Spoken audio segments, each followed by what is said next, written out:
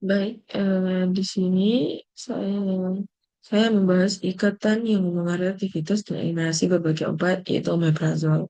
Nah, pertama saya dapat jurnal permasalahan dari Journal of Neurogastroenterology and Motility. Nah, yang berjudul Pharmacokinetic and Pharmacodynamics of the Proton Pump Inhibitors, yang sudah terindeks Scopus, di mana di sini dia mengatakan inhibitor pompa proton atau PPI adalah prodrug yang diaktifkan oleh asam. Nah, PPI yang diaktifkan berikatan secara kovalen dengan H+, K+, dan ATPase lambung melalui ikatan disulfida. CYS 813 adalah situs utama yang bertanggung jawab untuk penghambatan enzim pompa asam. Nah, tempat PPI berikatan, plus area di bawah kurva konsentrasi plasma dan profil pH intragastrik merupakan indikator yang sangat baik untuk mengevaluasi kemajuan PPI. Meskipun polimorfisme CYP2C19 dan CYP3A4 merupakan komponen utama metabolisme PPI, farmakokinetik dan farmakodinamik campuran resemik PPI bergantung pada status genotip CYP2C19S omeprazol relatif tidak sensitif terhadap CYP2C19 sehingga kontrol pH intragastrik yang lebih baik dapat dicapai. Nah, pada kutipan ini mengatakan inhibitor pompa proton PPI yang diperkenalkan pada tahun 1989 menargetkan H+, K+, ATPase lambung dan mencerminkan terobosan terapeutik medis utama dalam pengobatan tukak lambung dan GERD, menghasilkan penyembuhan lesi yang lebih cepat dan peredaan gejala. PPI adalah prodrug yang diaktifkan oleh asam. PPI menghambat H+, K+, ATPase lambung dengan ikatan kovalen pada sistem di dekat jalur ion. Karena sifat ikatan kovalen, aktivitas penghambatannya berlangsung lebih lama. Nah, ini ada struktur dari omeprazol. Dari jurnal ini saya mendapatkan permasalahan bagaimana mekanisme ikatan kovalen omeprazol dengan enzim H+ atau K+ ATPase memengaruhi dunia kerja dan efektivitas obat. Nah, di sini saya menemukan jurnal pembanding atau jurnal jawaban dari Frontiers in Pharmacology dengan judul Pharmacodynamic Pharmacokinetic Interaction with Other Drugs, Toxicity and Clinical Effectiveness of Proton Pump Inhibitors yang sudah terindeks Scopus. Nah, pada kutipan-kutipan ini bisa diartikan sebagai PPI adalah basa lama yang mudah terurai oleh asam, didistribusikan sebagai agen tidak aktif dan membutuhkan pH rendah untuk memulai penghambatan H+, K+, ATPase untuk mencegah aktivitas dini dalam lambung.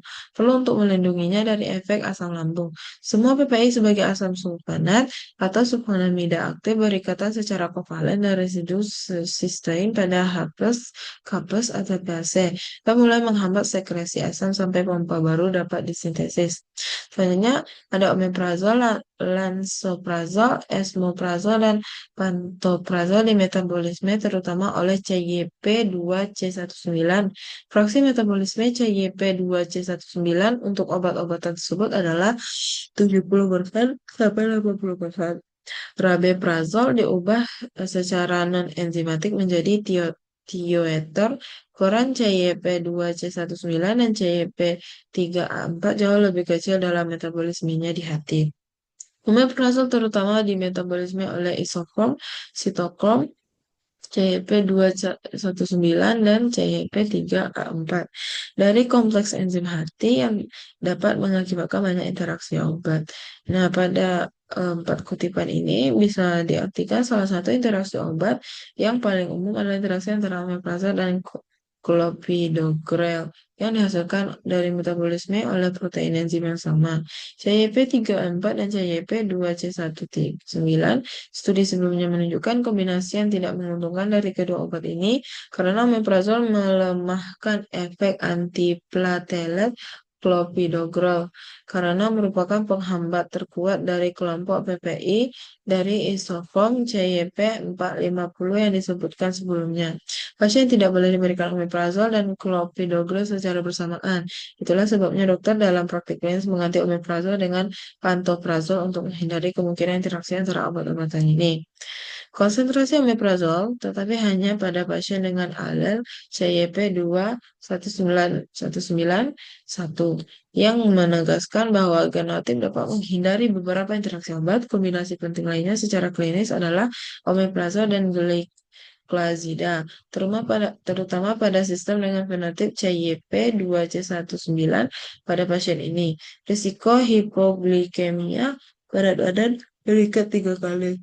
Para peneliti telah membuktikan bahwa penggunaan omeprazol bersama dengan obat anti jamur voriconazole mengakibatkan peningkatan obat ini karena omeprazol menghambat CYP2C19 yang bertanggung jawab atas metabolisme voriconazole. Jadi kesimpulannya, omeprazol bekerja dengan cara membentuk ikatan kovalen irreversibel dengan enzim H+ atau K+ ATPase pada sel parietal lambung, sehingga enzim tersebut menjadi tidak aktif dan diproduksi asam lambung terhambat. Meskipun omeprazol memiliki waktu paruh yang singkat, efek penghambatan asam dapat berlangsung lebih dari 24 jam karena tubuh memerlukan waktu untuk mensintesis kembali enzim yang baru. Oleh karena itu, mekanisme ikatan kovalen ini berperan penting dalam menentukan durasi kerja yang panjang serta efektivitas omeprazol dalam terapi gangguan asam lambung.